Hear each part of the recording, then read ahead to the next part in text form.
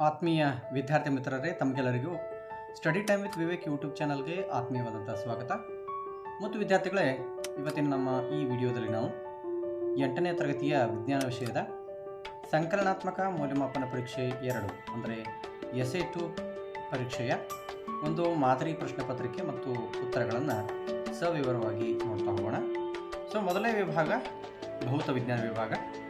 ಮೊದಲನೇ ಪ್ರಶ್ನೆ: ಕೆಳಗಿನ ಪ್ರಶ್ನೆಗಳಿಗೆ ಅಥವಾ ಅಪೂರ್ಣ ಹೇಳಿಕೆಗಳಿಗೆ 4 ಪರ್ಯಾಯ ಉತ್ತರಗಳನ್ನು ನೀಡಲಾಗಿದೆ. ಅವುಗಳಲ್ಲಿ ಸೂಕ್ತವಾದ ಒಂದು ಉತ್ತರವನ್ನು ಆರಿಸಿ ಅದರ ಕ್ರಮಾಕ್ಷರದೊಡನೆ ಪೂರ್ಣ ಉತ್ತರವನ್ನು ಬರೆಯಿರಿ ಅನ್ನುವಂಥದ್ದು.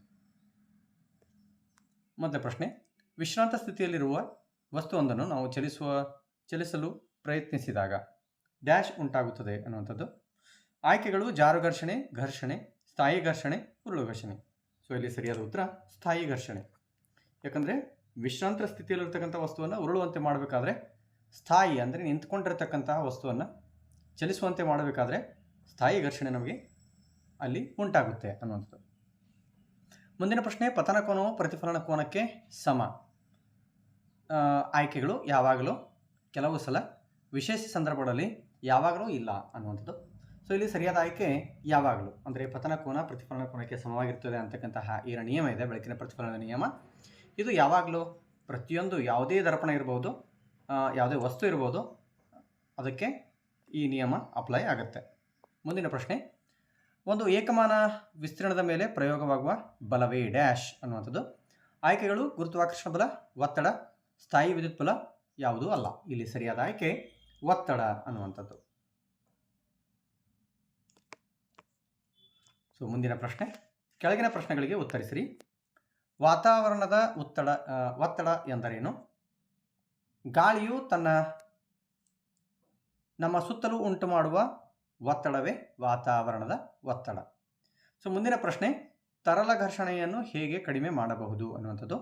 ತರಲಗಳಲ್ಲಿ ಚಲಿಸುವ ವಸ್ತುಗಳಿಗೆ ಸೂಕ್ತ ಆಕಾರವನ್ನು ನೀಡುವುದರಿಂದ ತರಲ ಘರ್ಷಣೆಯನ್ನು ಕಡಿಮೆ ಮಾಡಬಹುದು.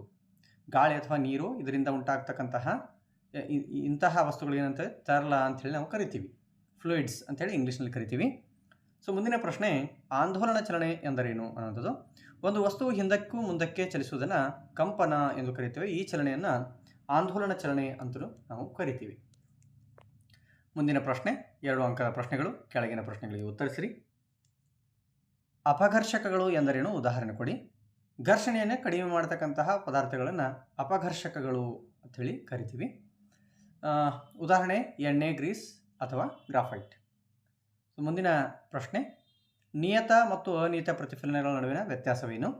ನಿಯತ ಪ್ರತಿಫಲನ ದರ್ಪಣದಂತಹ ನುಣುಪಾದ ಮೇಲ್ಮೈನಿಂದ ಉಂಟಾಗುತ್ತದೆ. ಅನಿಯತ ಪ್ರತಿಫಲನ ಒರಟಾದ ಅಥವಾ ಅನಿಯತ ಸಮತಲದಿಂದ ಉಂಟಾಗುತ್ತದೆ.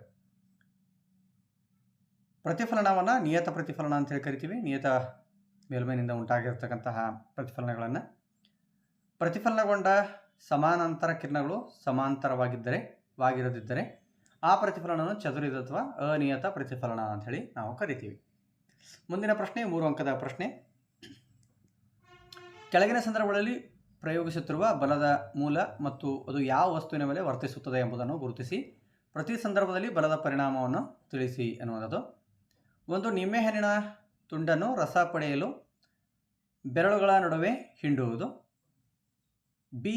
ಟೂತ್ಪೇಸ್ಟ್ ಟ್ಯೂಬ್ನಿಂದ ಪೇಸ್ಟನ್ನು ಹೊರತೆಗೆಯುವುದು. ಇಲ್ಲಿ ಉತ್ತರವನ್ನು ನಾವು ನೋಡ್ತಾ ಇದ್ದೀವಿ. ನಿಂಬೆಹಣ್ಣಿನ ತುಂಡನ್ನು ರಸ ಪಡೆಯಲು ಬೆರಳುಗಳ ನಡುವೆ ಹಿಂಡಲು ಸ್ನಾಯುಬಲವನ್ನು ಬಳಸಲಾಗುತ್ತದೆ. ಈ ಸ್ನಾಯುಬಲವು ನಿಂಬೆಹಣ್ಣಿನ ಮೇಲೆ ಪ್ರಯೋಗವಾಗುತ್ತದೆ. ಅದರ ಪರಿಣಾಮವಾಗಿ ನಿಂಬೆಹಣ್ಣಿನ ಆಕಾರದಲ್ಲಿನ ಬದಲಾವಣೆ ಆಗುತ್ತದೆ. ಇನ್ನು ಟೂತ್ಪೇಸ್ಟ್ ಟ್ಯೂಬ್ನಿಂದ ಪೇಸ್ಟನ್ನು ಹೊರತೆಗೆಯಲು ಸ್ನಾಯುಬಲವನ್ನು ಬಳಸಲಾಗುತ್ತದೆ. ಸ್ನಾಯುಬಲವು ಟೂತ್ಪೇಸ್ಟ್ ಟ್ಯೂಬ್ನ ಮೇಲೆ ಪ್ರಯೋಗವಾಗುತ್ತದೆ. ಅದರ ಪರಿಣಾಮದಿಂದ ಟ್ಯೂಬ್ನ ಆಕಾರದಲ್ಲಿ ಬದಲಾವಣೆ ಆಗುತ್ತದೆ. 4 ಅಂಕದ ಪ್ರಶ್ನೆ. ಕೆಳಗಿನ ಪ್ರಶ್ನೆಗಳಿಗೆ ಉತ್ತರಿಸಿರಿ.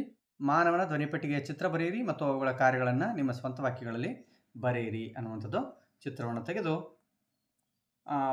ಅದರ ಭಾಗಗಳನ್ನು ಗುರುತಿಸಿ ಕೆಲವೊಂದಷ್ಟು ಅದರ ಕುರಿತು ಬರೆಯಬೇಕಾಗುತ್ತೆ. ಮಾನವರಲ್ಲಿ ಶಬ್ದವು ಧ್ವನಿಪೆಟ್ಟಿಗೆಯಿಂದ ಉತ್ಪತ್ತಿಯಾಗುತ್ತದೆ. ಇದು ಮೊದಲನೇ ಪಾಯಿಂಟ್. ಗಂಟಿನಲ್ಲಿರುವ ಗಟ್ಟಿಯಾದ ಉಬ್ಬಿದ ಭಾಗವನ್ನು ಧ್ವನಿಪೆಟ್ಟಿಗೆ ಎನ್ನುವರು. ಇದು ಶ್ವಾಸನಾಳದ ಮೇಲ್ತುದಿಯಲ್ಲಿದೆ. ಧ್ವನಿಪೆಟ್ಟಿಗೆ ಅಥವಾ ಧ್ವನಿಪೆಟ್ಟಿಗೆಯ ಉದ್ದಕ್ಕೂ 2 ಧ್ವನಿತಂತುಗಳು ಚಾಚಿಕೊಂಡಿದ್ದು ಅವುಗಳ ನಡುವೆ ಗಾಳಿಯ ಚಲನೆಗೆ ಸಣ್ಣ ಸೀಳಗುಂಡಿಯ ಮೂಲಕ ಚಲಿಸುವಂತೆ ಮಾಡಿದಾಗ ಧ್ವನಿತಂತುಗಳು ಕಂಪಿಸಿ ಶಬ್ದವನ್ನು ಉಂಟು ಮಾಡುತ್ತವೆ.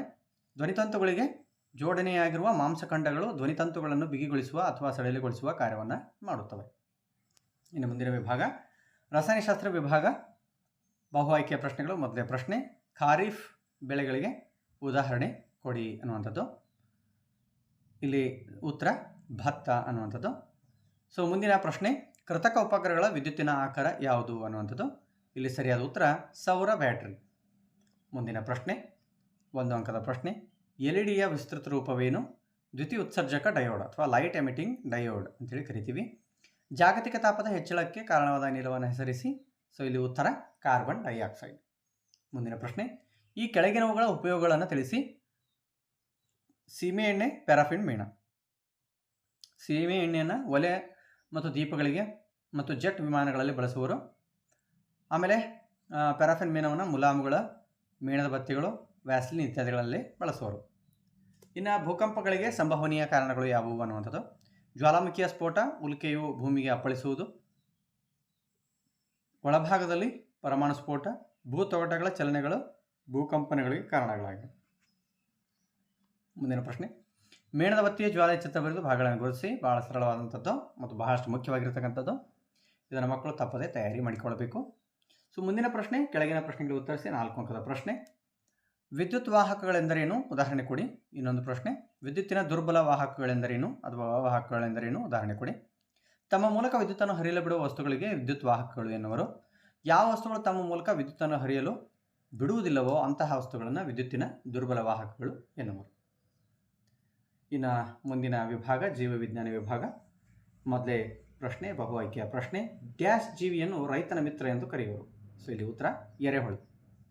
ಅದೇ ರೀತಿಯಾಗಿ ಮುಂದಿನ ಪ್ರಶ್ನೆ, ಅಂಡಾಣು ಮತ್ತು ವೀರ್ಯಾಣು ಸಮ್ಮಿಲನವನ್ನು ಹೊಂದುವ ಪ್ರಕ್ರಿಯೆಗೆ ಡ್ಯಾಶ್ ಅಂತ ಹೇಳಿ ಕರಿತೀವಿ, ನಿಷೇಚನ ಅಂತ ಹೇಳಿ ಕರಿತೀವಿ. ಏಡ್ಸ್ ರೋಗವನ್ನು ಹರಡುವ ಸೂಕ್ಷ್ಮಜೀವಿ. ಸರಿಯಾದ ಉತ್ತರ ವೈರಸ್ ಅಂತಕ್ಕಂಥದ್ದು. ಇನ್ನು ಕೆಳಗಿನ ಪ್ರಶ್ನೆಗಳಿಗೆ ಉತ್ತರಿಸಿರಿ. ಪುರುಷ ಹಾರ್ಮೋನನ್ನು ಹೆಸರಿಸಿ ಅನ್ನುವಂಥದ್ದು. ಸೊ ಸರಿಯಾದ ಉತ್ತರ ಟೆಸ್ಟೋಸ್ಟಿರಾನ್. ಇನ್ನು ಹುದುಗುವಿಕೆಯನ್ನು ಕಂಡುಹಿಡಿದ ವಿಜ್ಞಾನಿ ಯಾರು ಅನ್ನುವಂಥದ್ದು ಲೂಯಿಸ್ ಪ್ಯಾಶ್ಚರ್. ಮುಂದಿನ ಪ್ರಶ್ನೆ, ಮರು ಅರಣ್ಯೀಕರಣ ಎಂದರೇನು? ನಾಶಗೊಂಡ ಅರಣ್ಯ ಪ್ರದೇಶದಲ್ಲಿ ಹೊಸ ಸಸ್ಯಗಳನ್ನು ನೆಟ್ಟು ಅರಣ್ಯ ಬೆಳೆಸುವುದಕ್ಕೆ ಮರು ಅರಣ್ಯೀಕರಣ ಅಂತೇಳಿ ಕರಿತೀವಿ. ಇನ್ನು ಮುಂದಿನ ಪ್ರಶ್ನೆ, ಕೆಳಗಿನ ಪ್ರಶ್ನೆಗಳಿಗೆ ಉತ್ತರಿಸಿ. 2 ಅಂಕದ ಪ್ರಶ್ನೆಗಳು. ಪ್ರತಿಜೈವಿಕ ಎಂದರೇನು? ಕೆಲವು ರೋಗಕಾರಕ ಸೂಕ್ಷ್ಮಜೀವಿಗಳನ್ನು ಕೊಲ್ಲಲು ಮತ್ತು ಅವುಗಳ ಬೆಳವಣಿಗೆಯನ್ನು ನಿಲ್ಲಿಸಲು ಕೆಲವು ಸೂಕ್ಷ್ಮಜೀವಿಗಳಿಂದಲೇ ತಯಾರಾದ ಔಷಧಿಗಳನ್ನು ಪ್ರತಿಜೈವಿಕಗಳೆಂದು ಕರೆಯುತ್ತಾರೆ. ಮುಂದಿನ ಪ್ರಶ್ನೆ, ಮಾನವರಲ್ಲಿ ಹೆಣ್ಣು ಸಂತಾನೋತ್ಪತ್ತಿ ವ್ಯೂಹದ ಚಿತ್ರ ಬರೆದು ಭಾಗಗಳನ್ನು ಗುರುತಿಸಿ. ಚಿತ್ರವನ್ನು ಬರೆದು ಭಾಗಗಳನ್ನು ಗುರುತಿಸಬೇಕು. ಮುಂದಿನ ಪ್ರಶ್ನೆ, ಕೆಳಗಿನ ಪ್ರಶ್ನೆಗಳಿಗೆ ಉತ್ತರಿಸಿ. 3 ಅಂಕದ ಪ್ರಶ್ನೆ, ಆಂತರಿಕ ನಿಷೇಚನ ಎಂದರೇನು? ಮುಂದಿನ ಪ್ರಶ್ನೆ, ಅಂಡಜ ಪ್ರಾಣಿಗಳೆಂದರೇನು ಮತ್ತು ಅಲೈಂಗಿಕ ಸಂತಾನೋತ್ಪತ್ತಿ ಎಂದರೇನು? ಉತ್ತರಗಳನ್ನು ನೋಡೋಣ. ಆಂತರಿಕ ನಿಷೇಚನ, ಹೆಣ್ಣು ಜೀವಿಯ ದೇಹದೊಳಗೆ ನಡೆಯುವ ನಿಷೇಚನವನ್ನು ಆಂತರಿಕ ನಿಷೇಚನ ಅಂತ ಹೇಳಿ ಕರಿತೀವಿ. ಮೊಟ್ಟೆಗಳನ್ನು ನೀಡುವ ಪ್ರಾಣಿಗಳಿಗೆ ಅಂಡಜಗಳು ಅಂತ ಹೇಳಿ ಕರಿತೀವಿ. ಒಂದೇ ಪೋಷಕ ಜೀವಿಯನ್ನು ಮಾತ್ರ ಒಳಗೊಂಡಿರುವ ಸಂತಾನೋತ್ಪತ್ತಿ ಪ್ರಕಾರವನ್ನು ಅಲೈಂಗಿಕ ಸಂತಾನೋತ್ಪತ್ತಿ ಎನ್ನುವರು. 5 ಅಂಕದ ಪ್ರಶ್ನೆ, ಕೆಳಗಿನ ಪ್ರಶ್ನೆಗಳಿಗೆ ಉತ್ತರಿಸಿರಿ. ಸಾವಯವ ಗೊಬ್ಬರ ಮತ್ತು ರಸಗೊಬ್ಬರಗಳ ನಡುವಿನ ವ್ಯತ್ಯಾಸ ಬರೆಯಿರಿ. ಇನ್ನೊಂದು, ಪಶುಸಂಗೋಪನೆ ಎಂದರೇನು? ಹಾಗಾದರೆ ವ್ಯತ್ಯಾಸ ನೋಡೋಣ. ರಸಗೊಬ್ಬರವು ಮಾನವ ನಿರ್ಮಿತ ನಿರವಯವ ಲವಣ. ಸಾವಯವ ಗೊಬ್ಬರವು ಒಂದು ನೈಸರ್ಗಿಕ ಪದಾರ್ಥವಾಗಿದ್ದು ಅದನ್ನು ಸಗಣಿ ಸಸ್ಯಗಳ ಉಳಿಕೆಗಳ ವಿಘಟನೆಯಿಂದ ಪಡೆಯಲಾಗುತ್ತದೆ. ರಸಗೊಬ್ಬರಗಳನ್ನು ಕಾರ್ಖಾನೆಗಳಲ್ಲಿ ಉತ್ಪಾದಿಸುತ್ತಾರೆ.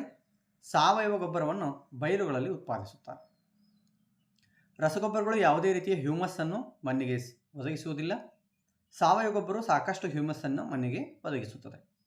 ರಸಗೊಬ್ಬರಗಳು ನೈಟ್ರೋಜನ್, ಫಾಸ್ಫರಸ್ ಮತ್ತು ಪೊಟ್ಯಾಷಿಯಂನಂತಹ ಸಸ್ಯ ಪೋಷಕಗಳಿಂದ ಸಮೃದ್ಧವಾಗಿದೆ. ಸಾಪೇಕ್ಷವಾಗಿ ಸಾವಯವ ಗೊಬ್ಬರವು ಸಸ್ಯ ಪೋಷಕಗಳನ್ನು ಕಡಿಮೆ ಪ್ರಮಾಣದಲ್ಲಿ ಹೊಂದಿದೆ. ಪ್ರಾಣಿಗಳಿಂದಲೂ ಸಹ ಆಹಾರವನ್ನು ಪಡೆಯಲಾಗುತ್ತದೆ ಮತ್ತು ಇದಕ್ಕಾಗಿ ಪ್ರಾಣಿಗಳನ್ನು ಸಾಕುತ್ತಾರೆ. ಇದನ್ನು ಪಶುಸಂಗೋಪನೆ ಅಂತ ಹೇಳಿ ಕರಿತೀವಿ.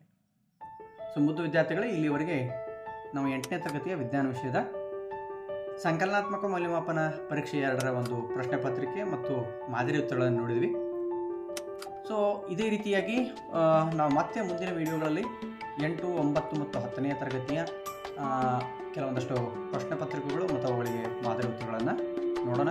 ಯಾರ್ಯಾರು ನಮ್ಮ ಚಾನಲನ್ನು ಇನ್ನೂವರೆಗೆ ಸಬ್ಸ್ಕ್ರೈಬ್ ಮಾಡ್ಕೊಂಡಿಲ್ಲ, ಸಬ್ಸ್ಕ್ರೈಬ್ ಮಾಡ್ಕೊಳ್ಳಿ ಅಂತ ಹೇಳ್ತಾ ವಿಡಿಯೋನ ಇಲ್ಲಿಗೆ ಮುಕ್ತಾಯ ಮಾಡ್ತಿದ್ದೀನಿ. ಟೇಕ್ ಕೇರ್, ಬಾಯ್ ಬಾಯ್.